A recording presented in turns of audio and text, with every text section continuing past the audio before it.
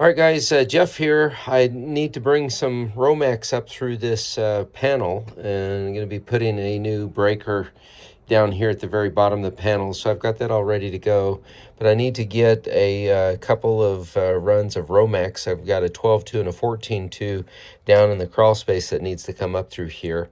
And obviously it's all drywalled in. This is an afterthought. Which is why we're at this part, but I'm going to be doing that through here and using a couple of tools, just your classic flexible magnet tool, and then I've got my little chaser down here trying to keep this cord from getting that. But this is a highly magnetic, a highly magnetic. As you can see, it just snaps on there and has a hard time letting go, which I also need. So I'm going to just feed those through and then get in the crawl space. So the very first part of this is just going to try to keep this as untangled as possible to go down until I kind of feel it go down through to the floor. And one of the challenges is going to be getting, there we go. So you can see I'm just going to feed that. And then once I hear it on the bottom, I'm going to try to bounce it just so I know it's straight, so I kind of have an idea where to look for it down there. Now this is, this could be a two-man job, be a lot easier if it were, but I'm going to do this by myself, so I just need to kind of make sure that's down there. And then you don't want an extra bunch of cable or a string down there because you don't want it to get tangled as you're trying to pull it out. So you kind of want to get as much slack out of it and just have that magnet just basically bouncing right on the bottom. So it's right there. Now, if I was going to be using a hook to try to snag the wire, then yeah, you'd pile up a little bit down there. In this case, I think the magnet's going to snap on and I can pull it straight through the hole. I'm going to either use this hole or this hole underneath where I'm bringing this big wires up through the bottom plate there. So I'll get down on the bottom and we'll get that part. So that's the big hole that I have going up here through the bottom plate. My best guesstimation is that you can see this is the wall there. I've got some some framing nails coming through there. So I know my magnet's gonna be bouncing right up here. Now, if this was a two-man job, I'd have somebody up there pulling that string just so I can get an idea in here and then point my magnet straight to it. So I'm gonna set you down here and see if I can't find it real quick. Okay, so as you can see, exactly what I was hoping to have happen. That is just able to bounce that magnet and have it pretty much sand right on the bottom of that deck and floor plate there. And all I had to do is spin that around just a couple times to grab a hold of it. So now that I've got that string pulled through here, I'm going to go ahead and chase it back up with a little bit of pull rope that will allow me to pull that Romex up through there. So anyway, so stick with me and I'll get that done here.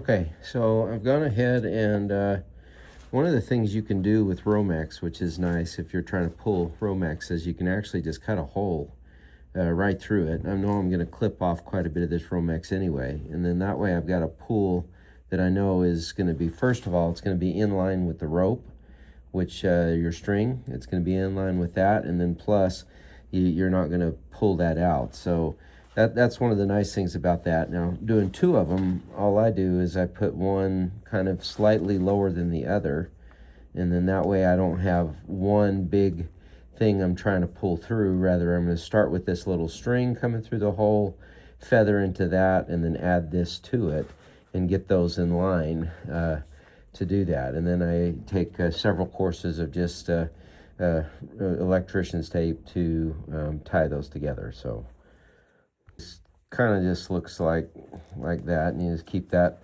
tape tight as you go, pulling it around and tight. And then I don't have, this isn't a really tight pull. I'm not going around any corners, I'm not going through any undersized holes. But you just kind of do it the way you would do it if it's gonna be difficult, and then that way you know that you can get it done when it's supposed to be easy. The other thing too, I'm gonna go ahead and clip these off. Take my dikes here real quick. no wire sticking out. I don't want anything potentially piercing anything as it's coming through the holes. No sharp points, nothing like that. Especially if I'm pulling through an existing hole where other Romex or other wires are coming through, and then that way I'm not going to get a chance of like puncturing the casing on any of those wires. So anyway, your finished product and pull should look like that. And then, as with anything, your pull should be as much about as push.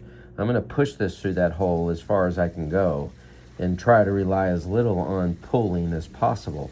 Pushing, there's no stress on that. So okay, so I'm right here.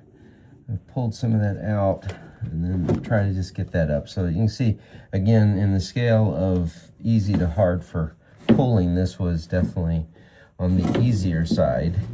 And we'll get that slack out of here. We're going to get this little grommet around that deal, and we'll go from there.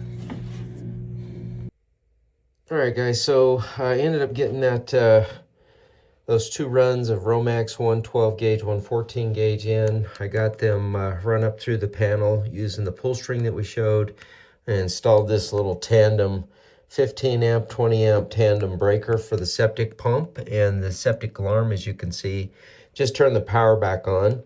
But anyway, this tandem breaker is a perfect use for this. I'm running out of space on this circuit breaker, or I'm sorry, in this load center.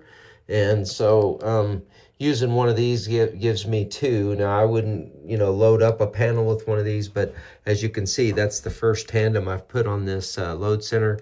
I do have one more space over here.